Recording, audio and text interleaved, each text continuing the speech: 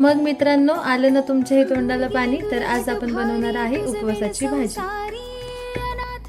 त्यासाठी भाजलेल्या शेंगदाण्यांचा कूट करायचा, हिरव्या मिरचीची पेस्ट करायची, राजगिरा भाजीची पेस्ट करून घ्यायची। कढईत तेल टाकून हिरव्या मिरचीची पेस्ट टाकून भाजून घ्यायची। त्यानंतर मीठ टाकून राजगिराच्या भाजीची पेस्ट टाकायची, चांगली परतून घ्यायची। त्यानंतर शेंगदाण्याचा कूट टाकून परतून घ्यायचं। त्यानंतर लाल भोपळा आणि बटाटा कापून टाकायचा। बटाटा आणि भोपळा छान परतून घ्यायचा। त्यानंतर पाणी टाकून भाजी वाफेवर शिजवून घ्यायची।